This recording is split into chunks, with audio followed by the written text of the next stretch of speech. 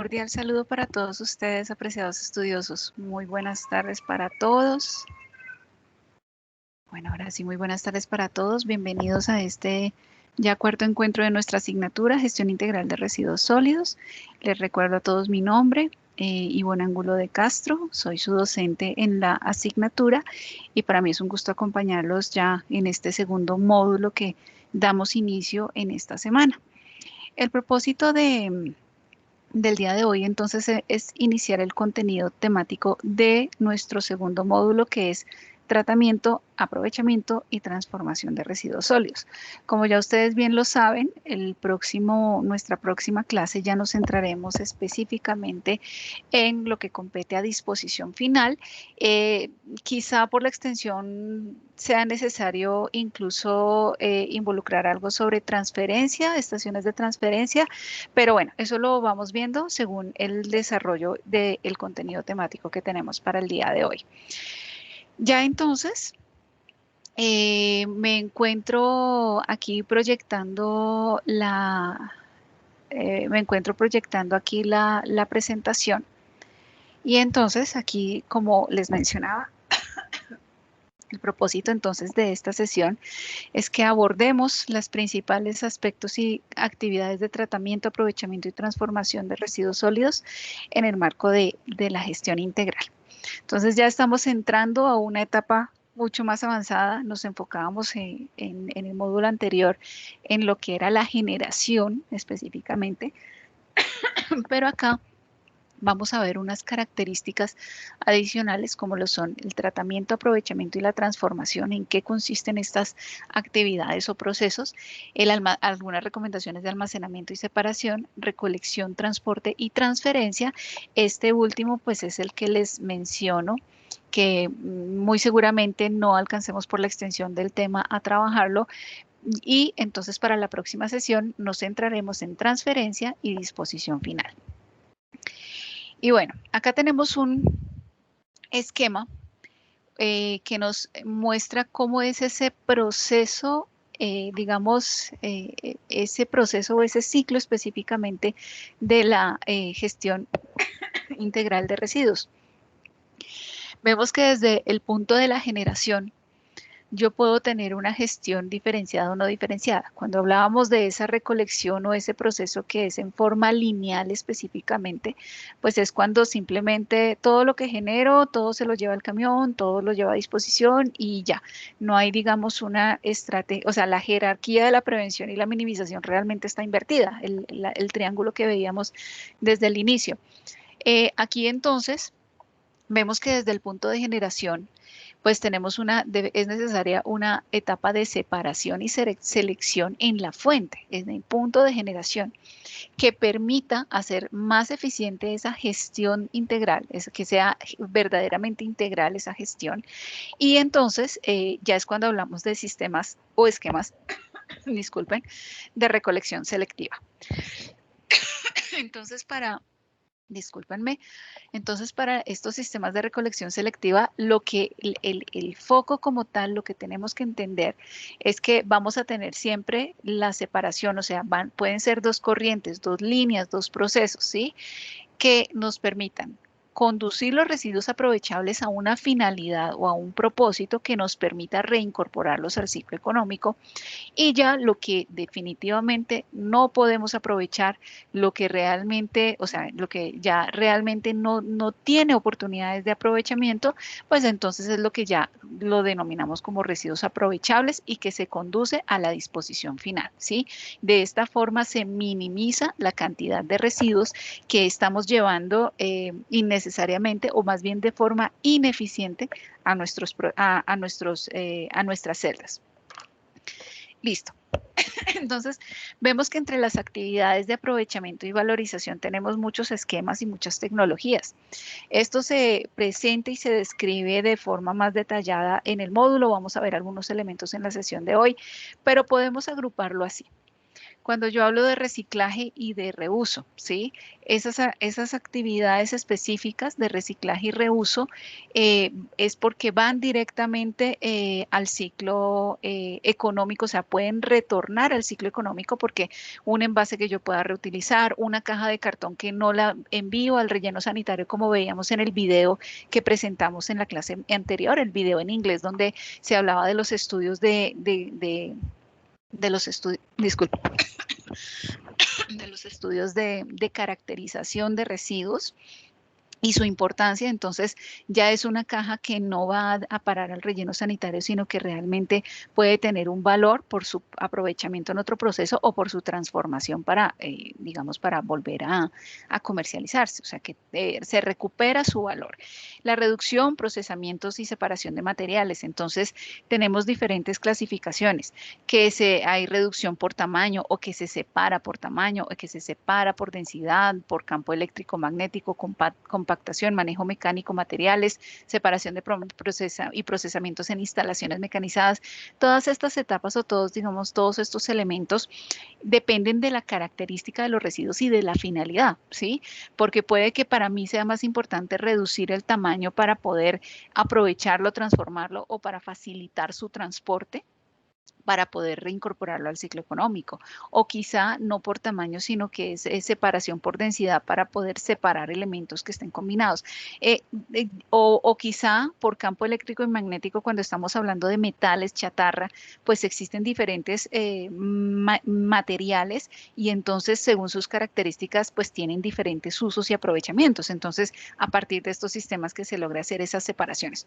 En procesamiento térmico tenemos otras tecnologías, incineración, pirólisis, termólisis, cada una con sus condiciones de proceso diferentes, ventajas y desventajas que vamos a ver más adelante, producción de energía y gasificación, tratamiento integral en masa y pues que a partir de esto se reincorpore al ciclo económico, o sea, como un producto transformado o como la energía que produce ese material, ¿sí? Y la conversión biológica y química ya podríamos hablar específicamente de una conversión de los residuos, una transformación, sea por procesos biológicos o químicos, como lo sería el compostaje, lombricultura, biogeneración y procesos de transformación química específicamente. Entonces empezamos con tratamiento, aprovechamiento y transformación. Cuando yo aprovecho los residuos como tal, cuando yo encuentro oportunidades de aprovechamiento, tengo muchas ventajas, entre ellas que puedo recuperar materiales, sea para generación de energía o para reciclaje, o sea, para reincorporarlos, transformarlos y llevarlos, digamos, a otro proceso productivo, a elaborar un nuevo producto, en pocas palabras. Lo que tanto hemos hablado de la presión sobre los rellenos sanitarios. Se reduce la presión específicamente. Disminuimos la demanda de las materias primas. Al yo transformar ese material para poder convertirlo en una materia prima de otro proceso y que se elaboren nuevos productos, estoy reduciendo la presión estoy reduciendo específicamente la presión sobre los rellenos sanitarios. ¿Listo? Ahora bien, otra de los elementos es ese componente social. Y realmente es que el componente social es, digamos, es uno de los elementos que más tiene impacto, ¿sí? ¿Por qué? Porque digamos, la labor del reciclador no es valorada, es desmeritada muchas veces. Y es ahí entonces cuando, digamos, el establecer un sistema, un esquema diferenciado, permite reconocer, valorar y formalizar a los recicladores de oficio, ¿sí? Entonces, esa inclusión social a lo que apunta es a mejorar esas condiciones económicas, de bienestar de esa población que es una población muy vulnerable. ¿Listo? Listo. Entonces ahora vamos a hablar un poco sobre qué es tratamiento. El tratamiento, según este decreto del 1784 de 2007, es una actividad del servicio público de aseo alternativa o complementaria a la disposición final, en la cual se propende por la obtención de beneficios ambientales, sanitarios o económicos al procesar residuos a través de las operaciones, procesos con los cuales se modifican las características físicas, biológicas o químicas para potencializar su uso.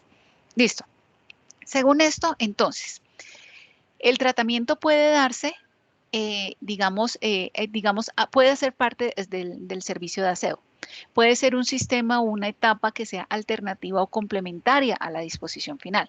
La invitación a que ya ustedes puedan conocer el video el recorrido que se hizo por el relleno sanitario Doña Juana, el recorrido virtual, donde se habla un poco de eso. Y es que muchas veces conexo o contiguo al relleno sanitario o digamos o como una etapa intermedia, digamos quizá a veces se puede concebir incluso en la misma estación de transferencia que se haga que sea una estación más de aprovechamiento, de separación y que de ahí ya definitivamente lo que sea no aprovechable pues ya se destine al relleno sanitario, ¿sí?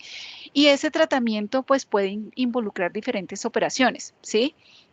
Esas operaciones son las que les estaba mencionando en el esquema inicial y que apuntan a modificar esas características, pues según el residuo, ¿no? Según el residuo y las posibilidades que tenga de aprovechamiento o sus características que hagan necesario, digamos, cambiarlas para facilitar y hacer más eficiente su gestión, su transporte, su almacenamiento o su aprovechamiento o incluso su comercialización. Entonces, bajo digamos, esta definición de tratamiento, quiere decir que el tratamiento incluye tratamientos de tipo mecánico, biológico y térmico, y que fueron los que vimos entonces anteriormente, ¿sí? Cuando yo puedo tratar esos residuos, digamos, desde la separación en la fuente, pues yo estoy logrando una mayor eficiencia en esos procesos o tratamientos de aprovechamiento, ¿sí? ¿Por qué? Porque minimizo la contaminación de un residuo con otro, ¿sí? El cartón, el papel, que es tan susceptible de absorber humedad, grasa, suciedad. Entonces, entre más se conserven las propiedades físicas de esos residuos, entonces más va a tener oportunidad para ser aprovechado o valorizado. ¿Y cuáles son los propósitos entonces de ese procesado, de esos procesos que se pueden llevar a cabo, que son los que estamos viendo? Primero, mejorar la eficiencia del manejo de los desechos sólidos. No es lo mismo que yo lleve un camión, pensando, digamos, en un camión tipo volqueta, con una cantidad de cartones, digamos, que esté a tope, totalmente lleno con una cantidad de cartones y que realmente ese peso no me represente ni, no sé, ni 5 toneladas, cuando esa volqueta me permita llevar hasta 16 toneladas, ¿sí? Entonces, hacer más eficiente el proceso a través de esa compactación, por ejemplo, me permite que yo pueda llevar más en un solo recorrido. Reducción de emisiones, ahorro de combustibles, de temas logísticos, para la comercialización, la entrega, para todo se hace eficiente. Se optimiza, digamos, las condiciones o los procesos de almacenamiento porque se facilita la disponibilidad en el almacenamiento para poder, digamos, almacenar más o recibir más material para poder adecuarlo y que sea transportado para su comercialización. Recuperación de residuos para reuso. Entonces pensemos, por ejemplo, en canecas, con canecas que contienen, digamos, algunos productos químicos y que los mismos, que a veces se maneja la figura quizá de arrendamiento químico o de aprovechamiento de estos envases que se hace a través de, digamos, empresas que tienen licencia, digamos, para eso, porque si son residuos con características químicas, pues deben tener un permiso específico, una licencia para eso, pero lo que se logra es adecuar esos envases para darles una vida más, un ciclo de vida más, que puedan servir para almacenar y para transportar otras sustancias durante un tiempo más de vida. La recuperación de productos de conversión y generación de energía. Entonces, todo lo que me permita a mí, digamos, como fuente de calor, fuente de energía para mis procesos. Entonces, pues esa sería otra oportunidad. Listo. Aquí tenemos entonces la reducción mecánica del tamaño y volumen. En reducción mecánica de tamaño y volumen, digamos que son pues esos procesos, esas maquinarias como tal, que me involucran una manipulación, digamos, un proceso que altera las características físicas de mis residuos. Yo puedo tener desde equipos como tal que me permitan triturar, reducir el tamaño, digamos, como cambiar esas características físicas, y podemos hablar de molinos de cuchillas o martillos, que son los que más se emplean para residuos metálicos, escombros, trituradoras, específicamente cuando son orgánicos, papel, cartón, vidrios, plásticos, y cribas cuando es separación por tamaño. Entonces son tamices como tal que me permiten que el material pequeño pueda yo separarlo, y así pueda almacenarse o clasificarse mejor el material.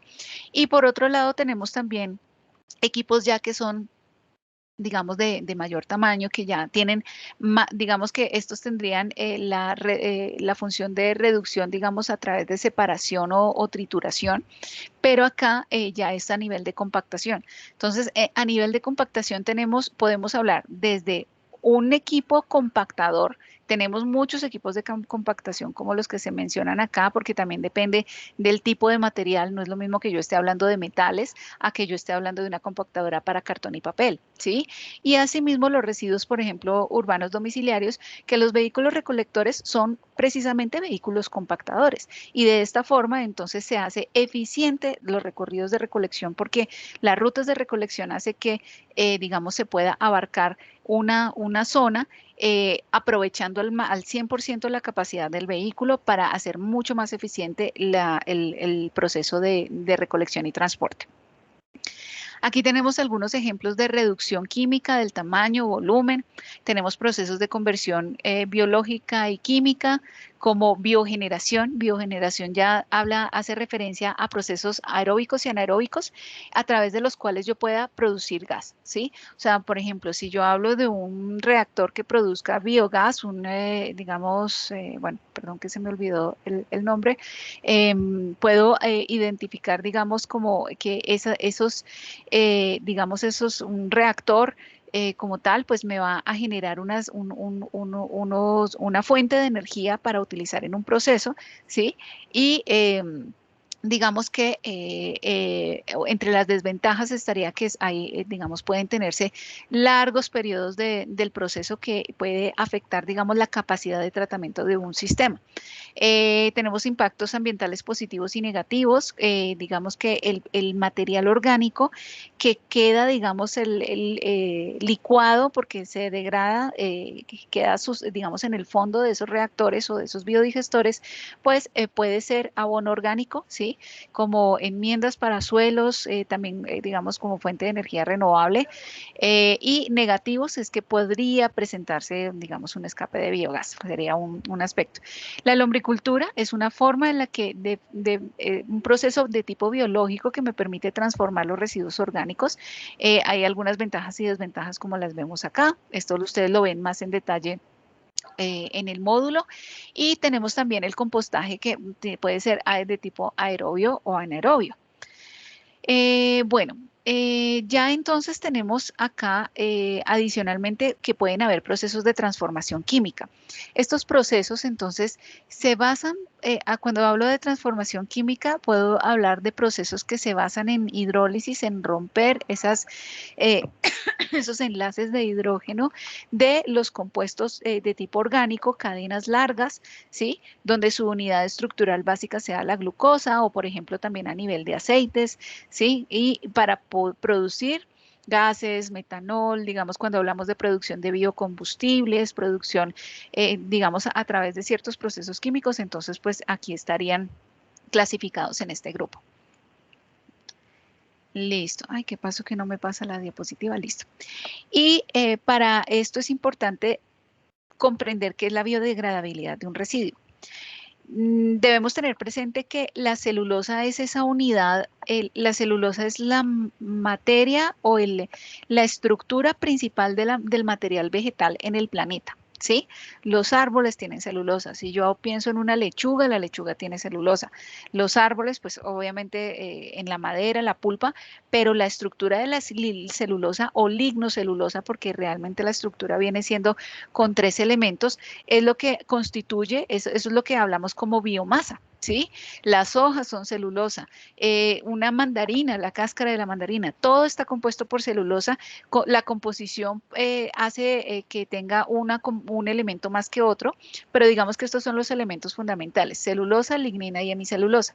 La celulosa es esa estructura que tiene como unidad base, son moléculas de glucosa, ¿sí? Y son cadenas largas, son, digamos, cristalinas o amorfas,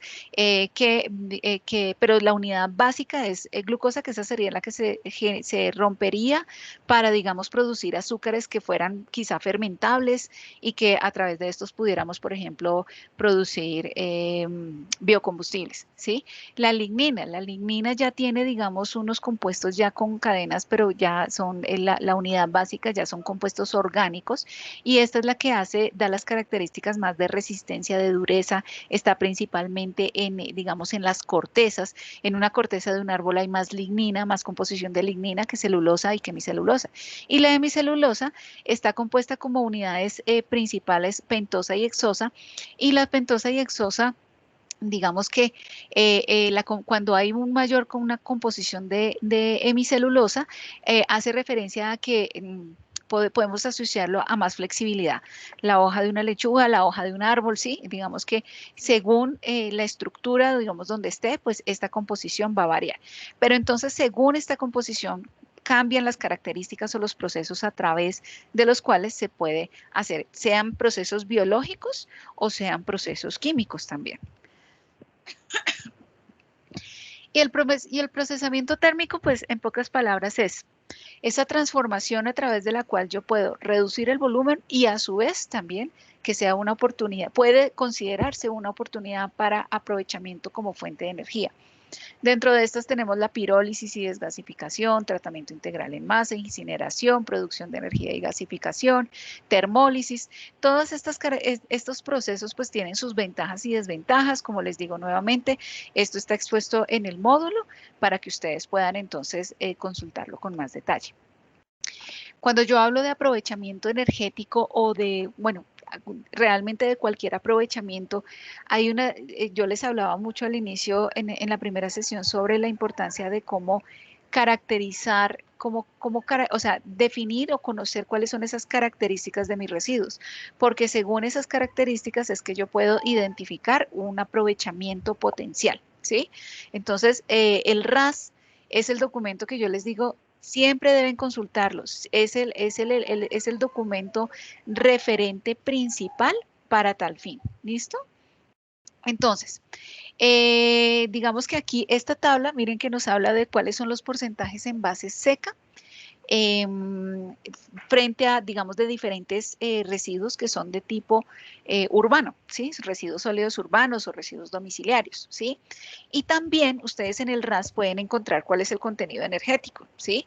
Frente al contenido energético es que yo puedo establecer, por ejemplo, que un residuo como tal tenga potencial calorífico para aprovechamiento como fuente de energía, ¿sí? Para usar los sistemas, digamos, de térmicos, o que sea más otro proceso la alternativa más conveniente.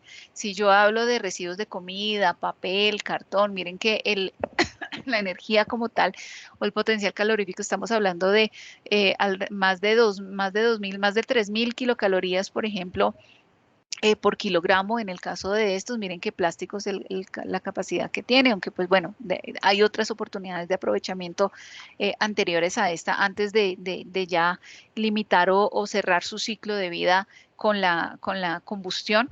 Y si vemos, por ejemplo, de otros metales, aluminio, pues miren que ya es mucho más bajo. Bueno, y entre otros tratamientos, Los sistemas o las plantas, digamos, las empresas que se dedican a, digamos, a plantas a montar sistemas de aprovechamiento de residuos, ¿sí? Pueden tener, digamos, cuando hay estaciones de aprovechamiento, estas estaciones pueden ser de tipo manual o pueden ser incluso muy tecnificadas. Entonces, aquí es un ejemplo de algunas de las técnicas de separación que pueden presentarse, digamos, en un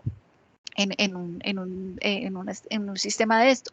Estas se pueden clasificar como de tipo manual, mecánica o automatizada, ¿sí? Tenemos algunas ventajas.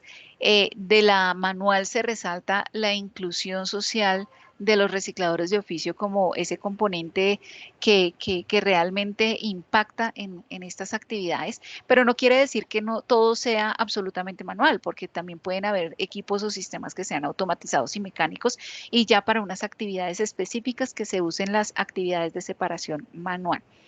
Entonces, tenemos, digamos, dentro de los ejemplos, metales férricos, ¿sí? Entonces, que se pueden separar a partir de campos magnéticos, ¿sí? Como este ejemplo que tenemos un separador por corrientes de Foucault, perdón, en el que los metales férricos de los no férricos se separan, digamos, a través de el, esta banda tiene un imán, digamos, un magnetismo que hace que ciertos materiales, digamos que al ser más pesados, se puedan separar acá. Y los que son más livianos, por la velocidad también de la banda, digamos que tienen una trayectoria más larga y por eso entonces son separados en diferentes cámaras. La separación manual de papel y cartón, plásticos film, sí, puede hacerse, por ejemplo, a través de un sistema neumático.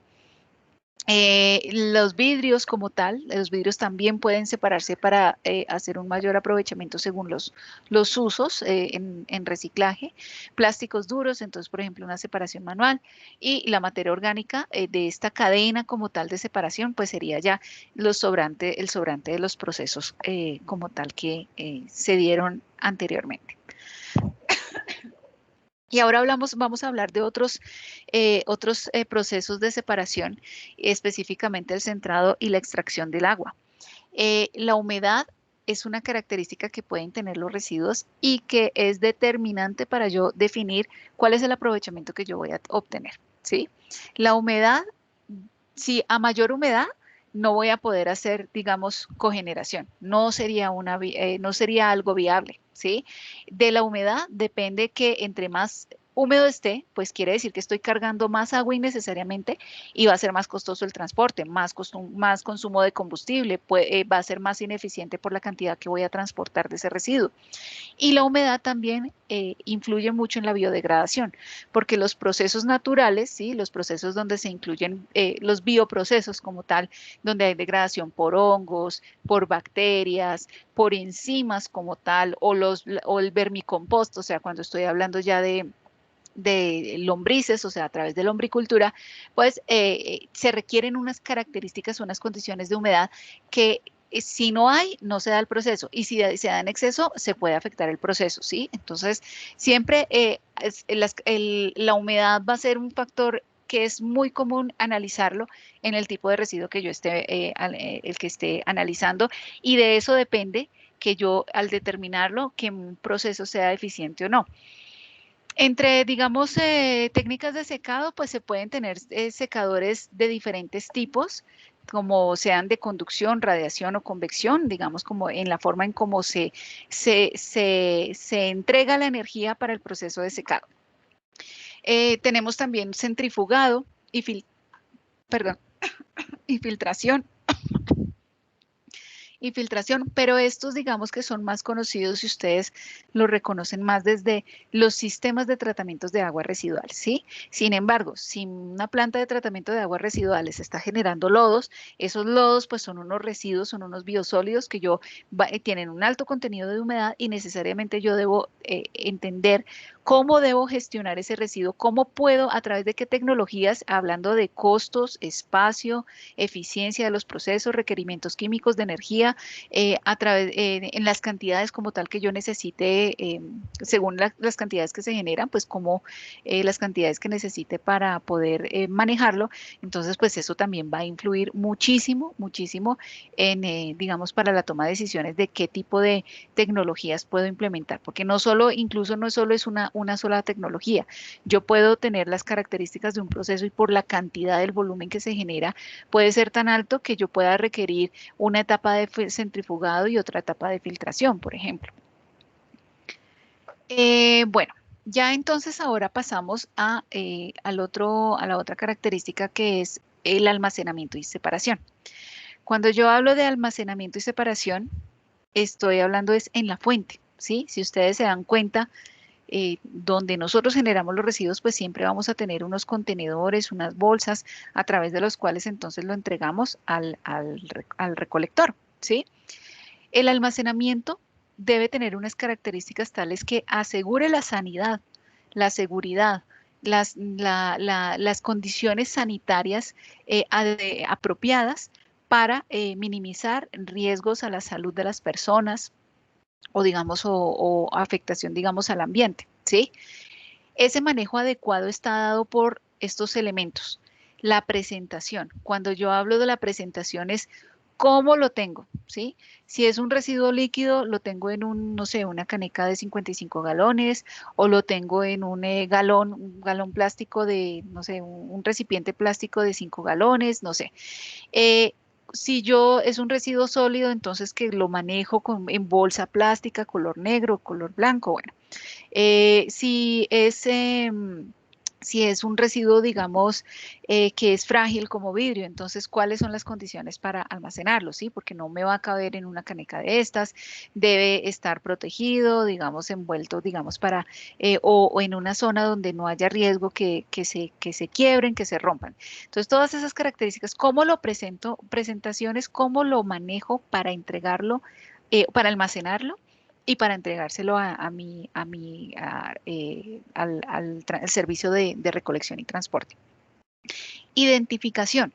Identificación es pues yo tengo diferentes residuos. ¿Cómo los identifico? ¿Cómo estoy haciendo separación en la fuente? O sea, el manejo adecuado está orientado a la seguridad, como les decía, las condiciones, digamos, sanitarias, pero también a hacer eficiente ese aprovechamiento de residuos.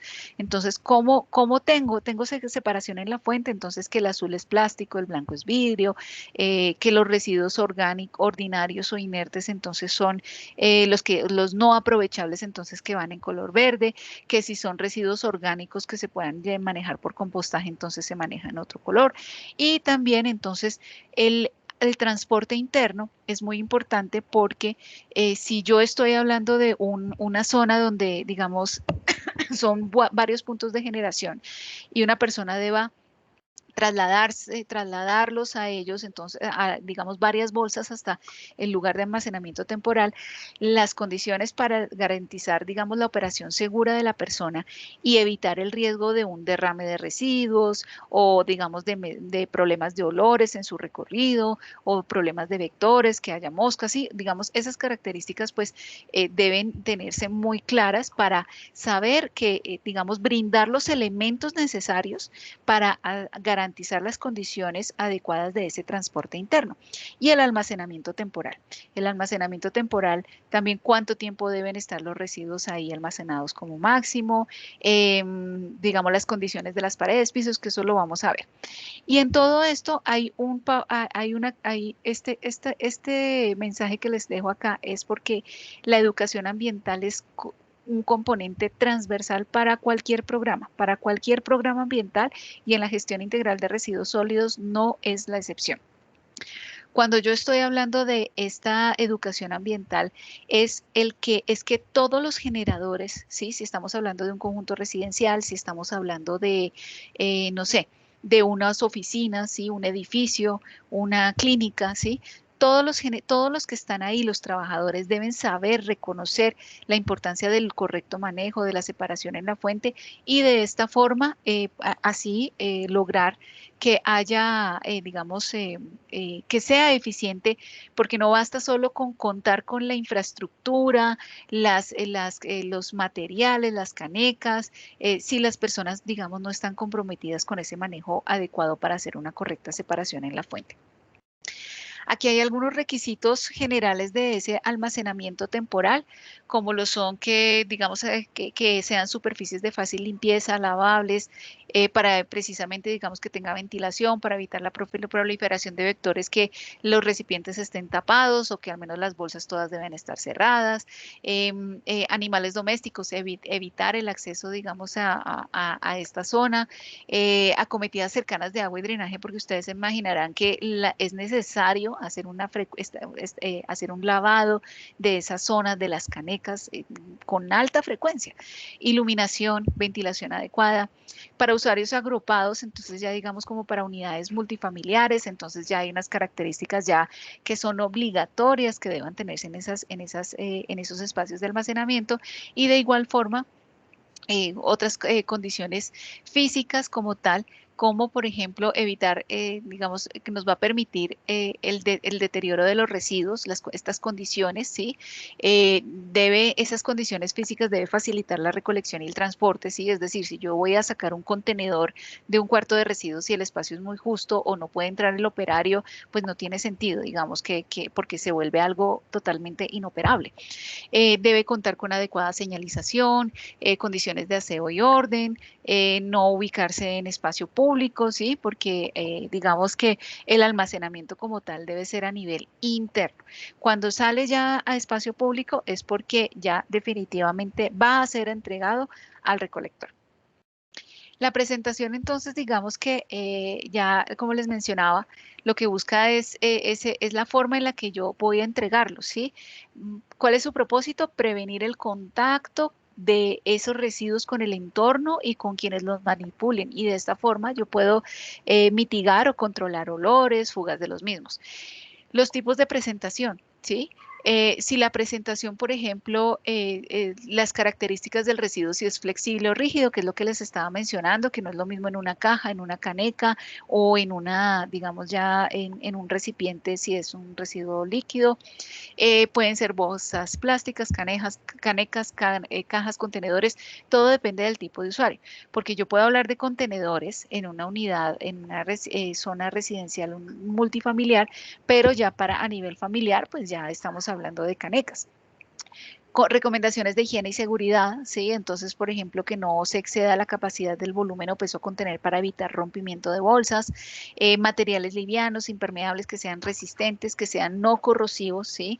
Una caneca metálica, digamos, para manejar, para estarlas sacando y guardando de un cuarto de almacenamiento de residuos de una vivienda multifamiliar, muy seguramente va a estar muy propensa a generar óxido, a que se corroa, y al corroerse, pues digamos que ahí se pueden generar perforaciones de las bolsas, y ni qué hablar de los riesgos en seguridad e higiene para los trabajadores. Recomendaciones para grandes usuarios. Entonces, para los multiusuarios se recomienda de manera especial los contenedores, porque estos, digamos, sean grandes usuarios también, multiusuarios a nivel de, digamos, conjuntos residenciales o a nivel también industrial y comercial, porque esto hace mucho más eficientes, ya que hay los vehículos, entonces ya están diseñados para que para ciertos contenedores, pues tienen una sujeción y lo volcan directamente dentro del contenedor. Entonces es una labor manual menos que se debe hacer, se gasta menos tiempo, ¿sí? Se requieren menos personas y hace mucho más eficiente el proceso de recolección y también la identificación de los residuos. Entonces, que lo que sea reciclable, aprovechable, pues que esté ubicado en la zona para tal fin, para que no se confundan y no terminen, digamos, por accidente parando en el relleno sanitario. Y ya entonces, cuando yo estoy hablando ya del proceso, la presentación, miren que va hasta este punto. O sea, yo genero, y sea porque no se pare o porque sí se pare en la fuente, yo aquí tengo una presentación del residuo, ¿sí? Y en cuanto al barrido también, Cuando se hacen las actividades de barrido de calles, pues ese barrido de calles hace que disculpen, ese barrido de calles hace que yo, digamos, cómo voy a manejar ese material que se recoge del barrido de calles para poder ya entonces, digamos, como dejarlo, entregarlo al sistema recolector, ¿sí? Entonces, esas son las características que yo tengo y que definen la presentación. Ya entonces viene después la recolección, ¿sí? Sea una recolección mixta, digamos, porque yo tenga desde la generación en la fuente sin separación, o sea, un esquema no selectivo y que también el sistema de barrido, o porque yo tenga una recolección separada, ¿sí?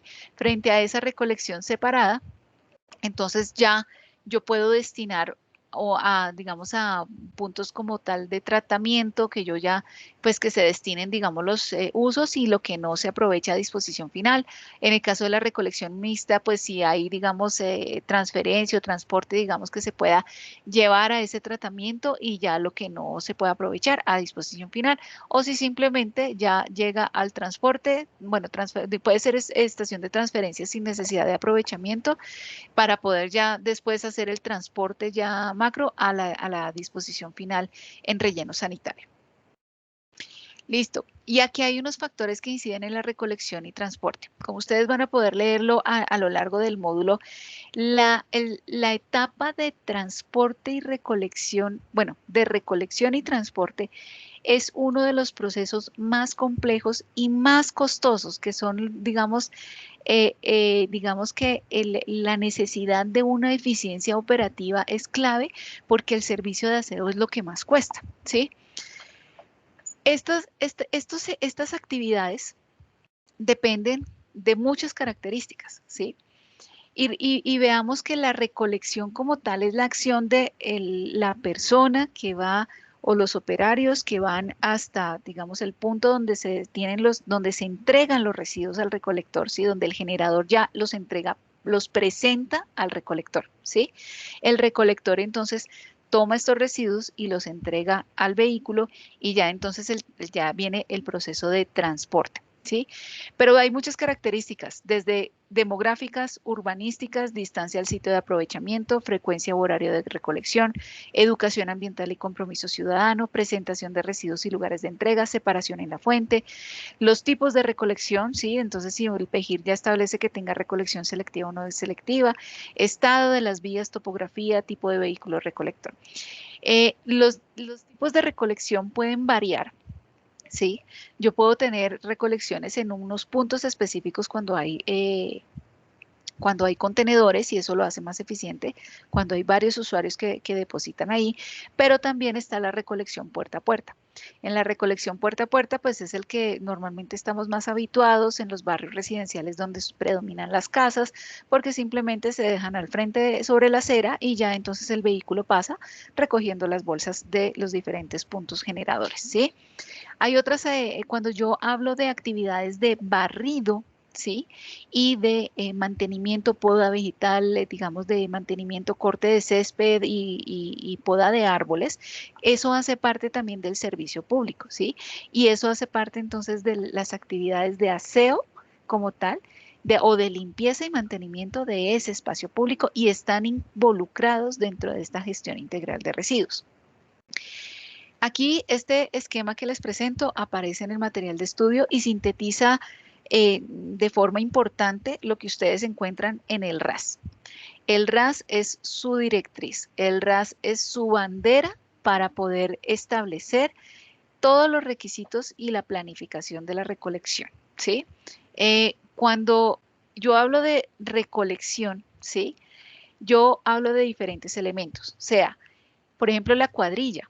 Cuando yo hablo de cuadrilla, el grupo de personas como tal que está acompañando el vehículo, que están desarrollando esas actividades específicas de la recolección. La selección de los vehículos, según las características urbanísticas, topográficas de la demografía, las zonas a atender, etcétera, pues la selección de vehículos también es crítica porque hay zonas, por ejemplo, donde tienen una elevada pendiente, ¿sí? Y pues que hay vehículos que si el vehículo es muy pesado, pues no va a ser fácil que acceda a esos puntos. O en zonas donde las vías son muy pequeñas, entonces si el vehículo es de muy alta capacidad, pues no va a tener tampoco la facilidad para poder hacer esa separación, perdón, esa recolección. Entonces ahí es cuando muchas veces se hacen selección de vehículos que sean de menor capacidad, que sean, digamos, para poder hacer esas zonas, y en puntos intermedios se hace la transferencia a un vehículo recolector de mayor capacidad, que este es el que ya finalmente se va a dirigir digamos, a la disposición final o a la transferencia o la estación de aprovechamiento. Tenemos recolección y barrido mecánico. Esta recolección y barrido mecánico es, digamos, otra de las actividades, como les decía. Yo puedo tener actividades de barrido, ¿sí? Que sean mecanizadas, ¿sí? Pero también puedo tener actividades de barrido manuales, que serían las que realiza la cuadrilla, ¿sí? Ahí ya tenemos una diferencia. El diseño de las rutas, entonces, el diseño de las rutas. Hay unas características específicas para diseñar las rutas, tanto de recolección como de barrido manual y mecánico, ¿sí?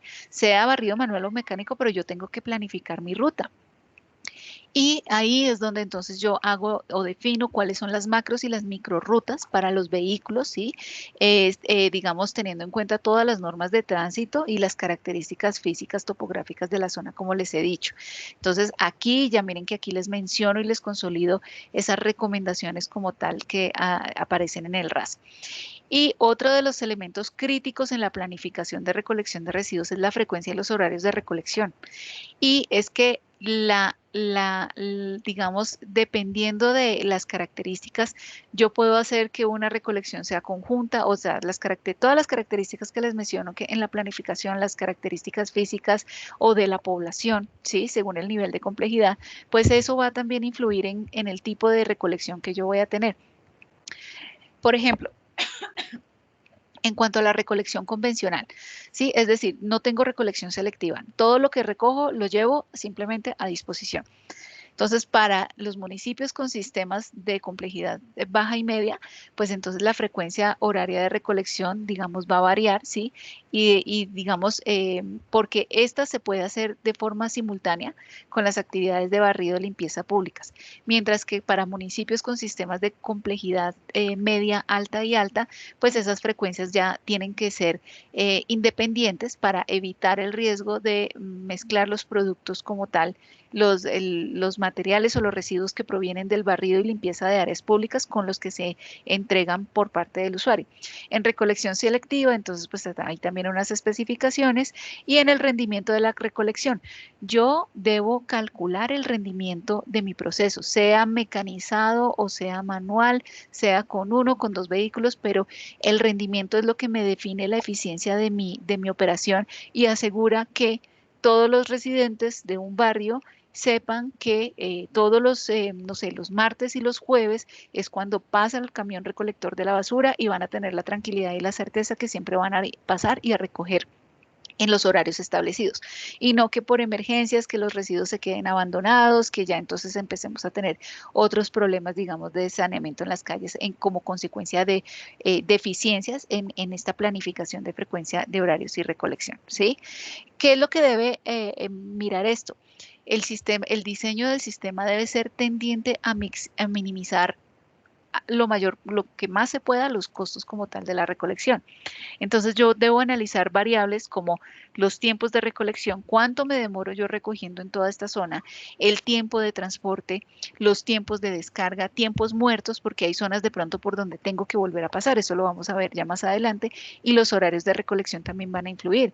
No es lo mismo que yo haga un horario de recolección en hora pico, que no tendría sentido, así lo hago en horas de la noche, o tal vez digamos 10 de la mañana, que sean horas en las que no se presente tanto flujo vehicular. Y aquí tenemos algunas características sobre el barrido de calles. El barrido de calles como les decía, el barrido puede ser manual o mecánico. Yo puedo tener maquinaria para eso. La frecuencia de barrido, pues, depende también de las características del sector. Cuando yo hablo de una zona comercial, se habla incluso de 2 veces por día, aunque esto no siempre se cumple. Institucional sería 1 vez por día, residencial 2 a 3 veces por semana. Pero todo esto lo define el operador, viendo, tendiendo a la eficiencia como tal de los procesos y a la maximización del proceso para reducir costos. Y hay factores a considerar para esta planificación. No es simplemente decir, ellos se van a esta zona y nos vemos en un rato. No, la planificación es bastante detallada porque se analiza incluso la longitud de las vías pavimentadas. No es lo mismo hacer una actividad de barrido de calles en una zona pavimentada, o en una que no sea no pavimentada. Y no es porque se barra la no pavimentada, pero es que el barrido de calles hace referencia también a la recolección de todos los residuos que están, no es solo el polvo, sino todos los residuos que están presentes, digamos que han sido abandonados en la zona. Y el rendimiento. Una cosa es que yo debo reconocer cuánto, digamos, qué se espera, digamos, en rendimientos de una persona que esté desarrollando una actividad de barrido manual o mecánico. Cuando yo hablo de personas, el rendimiento puede ser alrededor de 130 metros por hora por operario, ¿sí? Mientras que en barrido mecánico sería ya de 5 a 8 kilómetros por hora más o menos. Y esto nuevamente, a través del RAS, digamos, igual uno establece unas referencias para estimar, para calcular el número de personas por cuadrilla. Entonces, yo establezco un factor de longitud, ¿sí? Que pues está en relación precisamente a la longitud de las vías pavimentadas y las características, kilómetros de barrido, el rendimiento como tal, ¿sí? El rendimiento de esas personas y la jornada, digamos, para poder hacer el cálculo definitivo. Entonces aquí tenemos un cálculo, un ejemplo, que tenemos distribución de sectores a atender, entonces tenemos comercial, residencial, institucional, que por ejemplo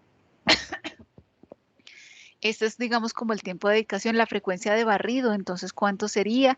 Y el factor de longitud, pues estaría haciendo referencia a lo que les digo, digamos, este factor es, digamos, proporcional a estas, digamos, a estas áreas.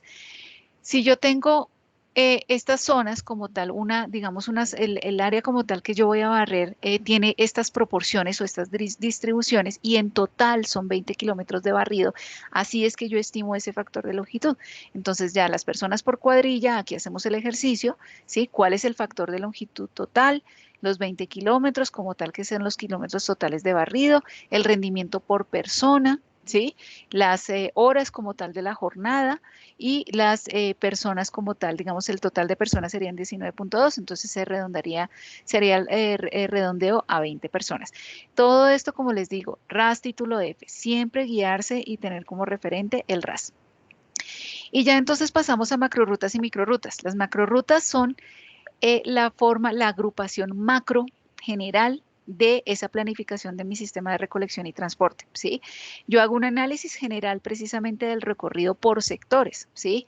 Determino cuáles son los movimientos y los tiempos, pero no en recolección, sino que tengo que, digamos, resaltar o estoy analizando o involucro más bien los tiempos asociados a, digamos, que cuando sale del garaje hasta que llega el punto a la zona como tal de la recolección, que si tiene que pasar por el taller, el tiempo de traslado hasta el restaurante o donde almuercen, digamos, los operadores y el tiempo como tal de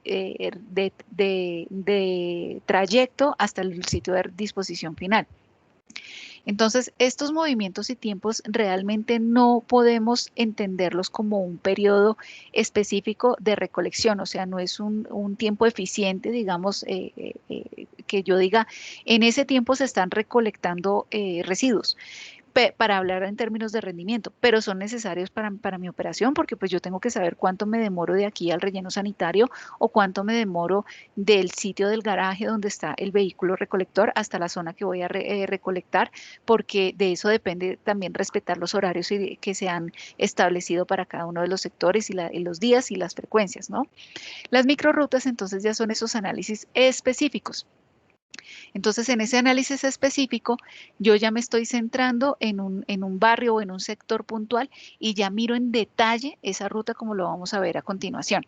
Yo entonces defino cuál es ese recorrido puntual y ya es al punto de establecer secuencias de esos desplazamientos.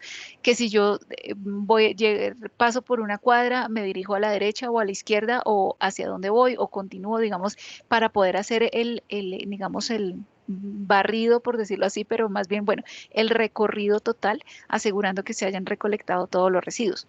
Siempre cuando uno hace esa planeación de las microrrutas, pues lo que se debe es buscar que se haga el menor recorrido, ¿sí? Es decir, que yo me demore el menor tiempo posible garantizando que se haga la recolección o el cubrimiento total del sector, ¿sí?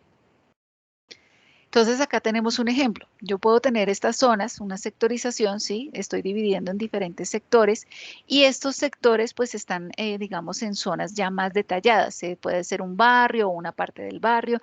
Estas zonas son más detalladas. Entonces yo puedo identificar que este sector uno se divide en estos dos y que quizá esta zona tenga unas características de zonas, digamos, unidades institucionales o a nivel industrial o a nivel, o si es, digamos, más domiciliario. Entonces, a partir de eso es que yo defino entonces cuáles son los cálculos para poder hacer esa planificación. Esto es para la macro ruta. Perdón. Entonces yo entiendo, digamos, como esa macrorruta precisamente, hay un número de habitantes, hay un área superficial específica que se va a atender, sea por tipo de zona, ¿sí? Yo tengo una zona comercial y una zona residencial. ¿Cuál es la densidad de esa población? La producción per cápita de residuos, ¿sí? El equipo de recolección disponible. Entonces, ¿cuántos equipos van a atender esta macrorruta, ¿sí? Este sector, estos sectores, ¿sí? Y entonces yo debo conocer de qué capacidad son esos vehículos compactadores, ¿sí? Para saber cuántos residuos pueden almacenar, ¿sí? Porque no puedo subutilizar en un recorrido y que vaya a medio llenar, en pocas palabras, el vehículo hacia el relleno, porque estoy haciendo ineficiente el proceso. ¿Cuál es la frecuencia de recolección, número de viajes por jornada, número de días de operación? Y así yo voy entonces haciendo esa planificación de, digamos, por sectores, cuántas áreas por sector, cuántos subsectores, cuántas áreas por subsector, cuál es la carga por viaje, ¿sí? Que si el vehículo como tal está al 100% de la capacidad o quizá por las características de esta zona, de una zona comercial, quede al 150% de la capacidad. ¿Qué pasa si yo por esos cálculos me doy cuenta que está superando la capacidad? Pues tengo que apoyarme con otro vehículo para atender esta zona específicamente. Y ya entonces vamos al microrruteo, ¿sí? Hay unas reglas básicas que siempre se deben respetar y las tenemos aquí entonces plasmadas. ¿Cómo? Aumentar la distancia productiva en relación a la distancia total. ¿Esto qué quiere decir? Que mi trayecto debe garantizar que yo esté siempre, o la mayoría del tiempo esté recogiendo residuos, o sea, esté pasando por donde hay residuos y evite el volver a pasar por una calle más de una segunda o una tercera vez. Hay que respetar las normas de tránsito, por lo cual están prohibidos los retrocesos. Los recorridos como tal no deben fragmentarse de, digamos, continúo y llego hasta acá, salto a otra zona y después vuelvo acá a continuar. No. O sea, yo debo respetar, digamos, esos tramos de ruta, ¿sí? En la zona que estoy atendiendo. La ruta como tal debe siempre iniciar cerca de donde está el patio de parqueo, ¿sí? Para iniciar lo más pronto posible. Y el punto final de mi ruta de recolección debe ser cerca o en dirección a el lugar de disposición final de residuos para que no termine yo mi recorrido cerca al garaje y ahora tenga que nuevamente atravesar toda una cantidad de sectores para poder dirigirme a la disposición final, porque eso sería ineficiencia. La topografía, ¿sí? Si hay pendientes, si hay desniveles, entonces pues digamos que un vehículo cargado con pendiente pues va a ser mucho más difícil y más riesgoso, riesgosa su operación. Entonces siempre si hay pendientes o desniveles debemos iniciar en las partes más elevadas y a medida que se va llenando el vehículo pues ya entonces nos vamos dirigiendo a las partes más bajas y con eso se evitan imprevistos o inconvenientes. También hay que hablar de los trazos como tal de recolección. Yo hablo de trazo de peine, ¿sí? Cuando yo estoy pasando, digamos, hago un recorrido, paso solo una vez por una zona y estoy recogiendo a ambos lados de la acera, ¿sí? Para hacerlo más eficiente. O sea, yo recojo en la acera de mi costado derecho y de mi costado izquierdo, ¿sí? Pero a veces, entonces, y acá entonces se prefieren rutas con recorridos largos y rectos antes que girar a la derecha, ¿sí? Y cuando se hace doble peine es cuando por ejemplo, a causa de los separadores, ¿sí? Es necesario ya entonces dar muchas vueltas, ¿sí? Entonces yo puedo concentrarme, el doble peine hace referencia a que paso, recojo por un lado y luego vuelvo a pasar, digamos, en el otro sentido y recojo en la acera de enfrente. En pocas palabras es eso. Se usa mucho es, por ejemplo, si hay separadores, porque si hay una avenida, pues los operarios tampoco pueden estar exponiéndose en riesgos de todo tipo a cruzar la avenida, el separador, para poder recoger la basura, llevar al camión y uno, o sea, ese movimiento repetitivo sería absolutamente extenuante. Otra recomendación es que se minimicen los giros a la izquierda y en U, porque principalmente tendientes a evitar o a minimizar los riesgos de accidentes de tránsito, ¿sí? Otra de las cosas es evitar horas pico de tráfico, evitar calles que sean muy cortas, calles sin salida, ¿sí? Porque pues esto, digamos que el tener que, ahí tendríamos que incumplir el retroceso, porque si es una calle sin salida, que ingrese el vehículo, se llene y que salga en reversa, entonces pues bajo situaciones como bahías, situaciones así, lo que se da como preferencia es usar el método de recolección en esquina. Entonces lo que se informa a digamos, a la población, a los usuarios, es que los residuos deben sacarlos y entregarlos, presentarlos al recolector tales días a tal hora en la esquina ya, digamos, externa a esa bahía o a esa zona cerrada. Y bueno, ya para entonces, para planificación en la recolección, entonces ya hay para planificar la recolección, digamos que podemos agruparlo en estos esquemas o métodos. Esquina o parada fija, ¿sí?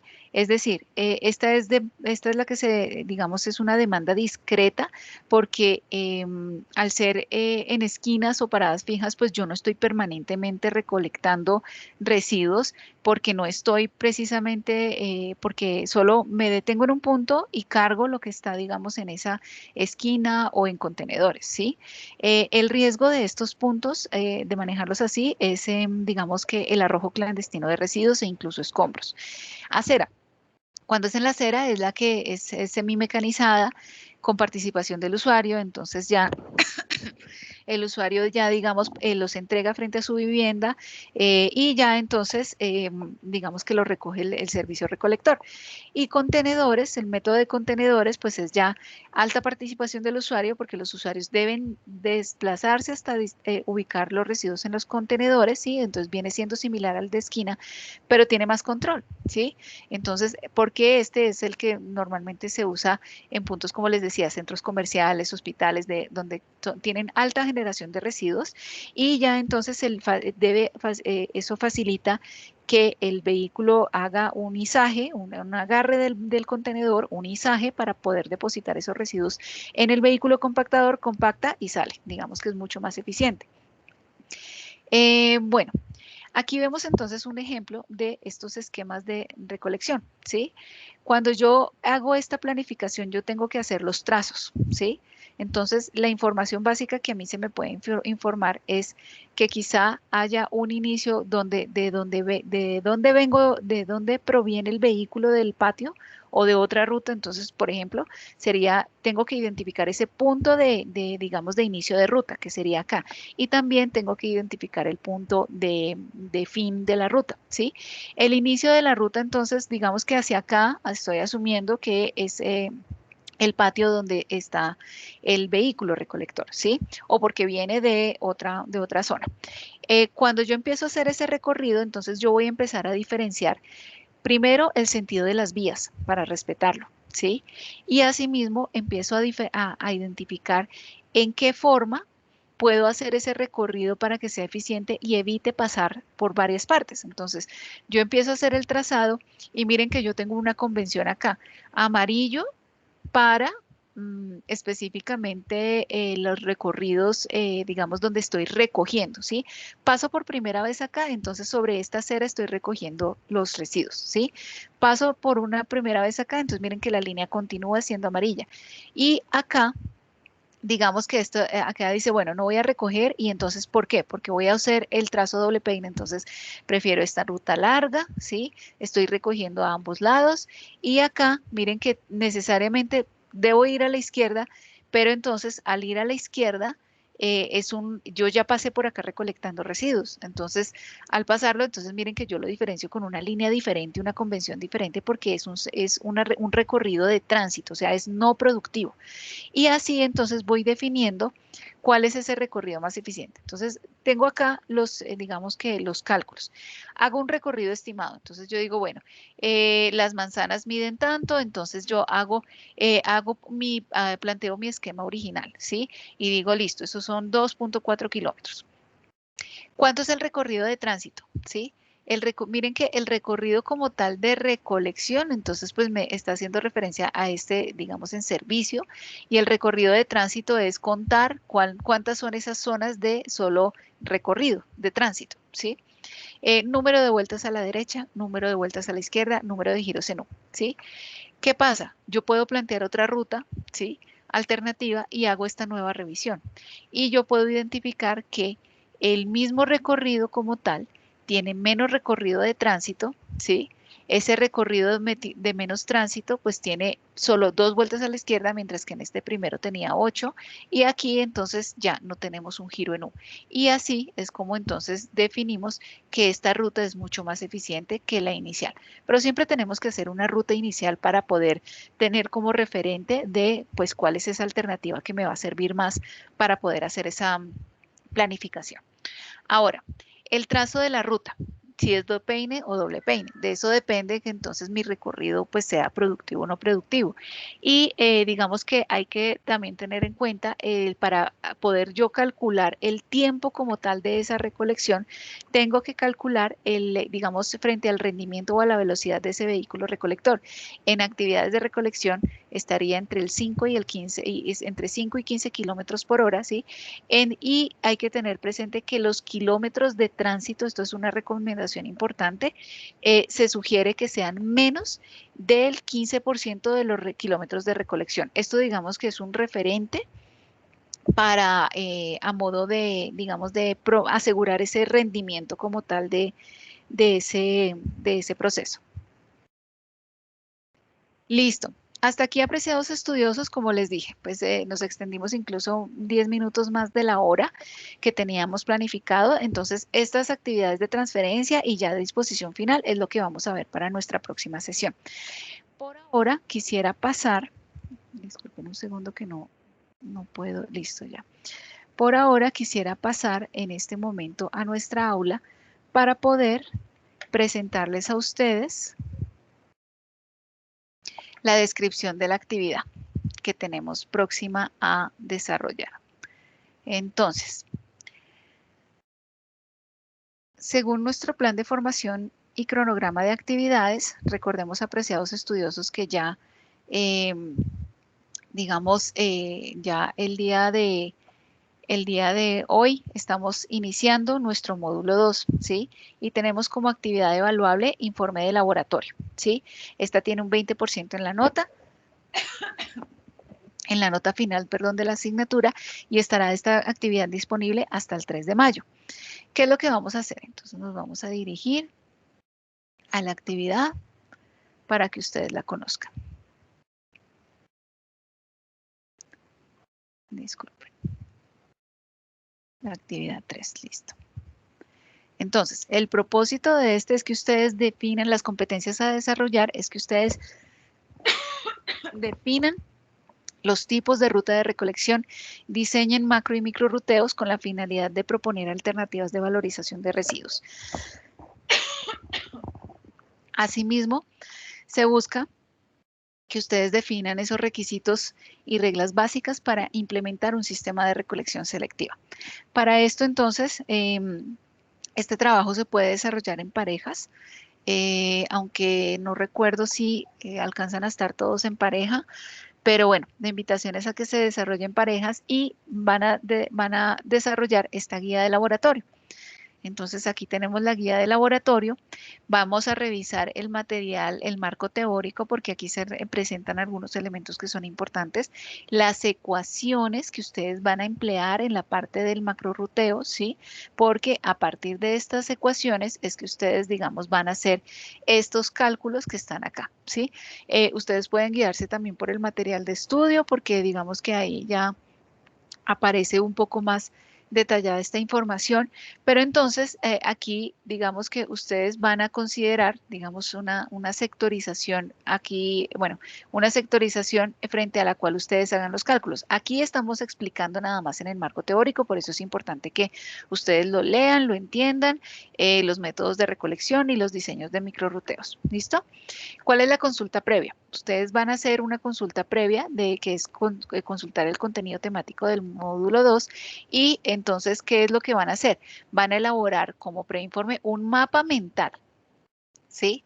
Un mapa mental sobre esos criterios que son más importantes a considerar en la planeación de actividades de recolección y transporte de residuos sólidos, donde se incluyan las fuentes consultadas. Es decir, si yo estoy hablando de la importancia de la separación de digamos, la diferenciación de las rutas como tal para barrido y de recolección de residuos domiciliarios por el nivel de complejidad, entonces pues tengo que citar de dónde estoy obteniendo esa información, ¿listo?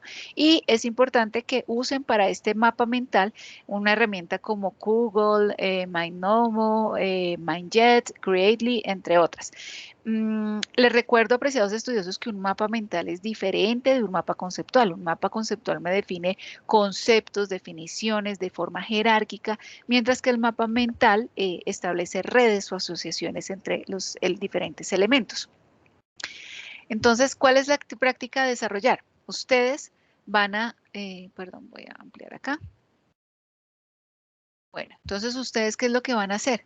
Van a considerar entonces a partir de ese preinforme y de la lectura, el material de estudio, van primero a hacer una actividad para macroruta, para estimar el tamaño de los sectores, subsectores de recolección y ustedes entonces van a partir de estas características. Tienen estos datos, ¿sí? Y entonces a partir de esta información base, ustedes van a calcular para la zona comercial y residencial los siguientes datos. Producción de residuos por zona, ¿sí? Acá se especifica que para la zona comercial, digamos, al tener unas características de diseño críticas, digamos, el día lunes es el día más crítico porque no tienen recolección el domingo, porque miremos que aquí los días de operación dice que son 6 días a la semana. Entonces ahí se recomienda que estimar un factor de producción medio para el caso del comercial, específicamente de 1.58. Capacidad de recolección de residuos por viaje, número de subsectores, total de vehículos, carga por viaje, factor de capacidad por zona. Esto ustedes lo calculan a partir de las ecuaciones que están explicadas en la tabla, ¿sí? Y ya entonces tenemos después la actividad de la microrruta. Para la microrruta, la figura 2, entonces tiene tiene esta diagramación y frente a esa entonces tenemos este esquema original. Ustedes lo que van a hacer es proponer un esquema mejorado. ¿Listo?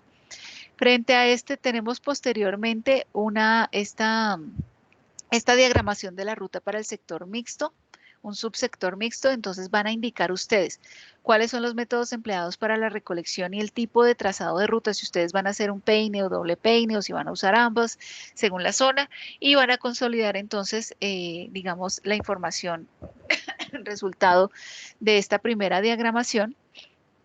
Y un esquema mejorado, entonces, que presente las imágenes de ambos esquemas. Entonces, miren que tenemos acá precisamente este esquema. Acá no tenemos una ruta inicial, sino que ustedes van a plantear una y van a plantear el mejorado, ¿sí? Van a definir cuál es ese esquema original y cuál es ese esquema mejorado, ¿sí? A partir de este. Para el esquema mejorado, entonces ustedes van a tener que hacer este esquema, presentarlo, o pues sea, digamos, puede ser una imagen escaneada, una fotografía en el informe, no hay ningún problema, ¿listo?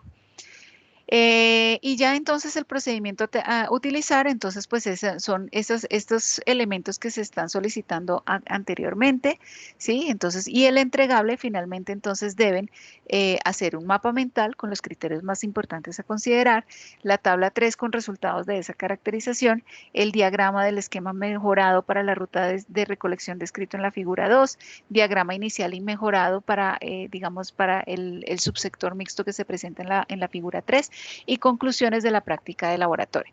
Finalmente van a presentar referencias consultadas en normas APA y ya entonces para que ustedes recuerden los criterios como tal de calificación de esta actividad. Entonces, bueno, hasta aquí, apreciados estudiosos, damos por terminado el encuentro.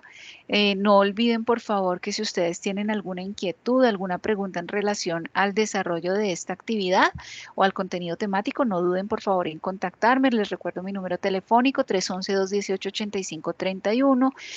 Asimismo, les recuerdo mis datos de contacto, mi correo electrónico ivon.angulo@umb.edu.co o a través del buzón de Canvas. Les deseo a todos un feliz inicio de semana, muchos éxitos en este módulo 2 y estaré atenta a cualquier inquietud que tengan. Bien, bendiciones para todos y que estén muy bien.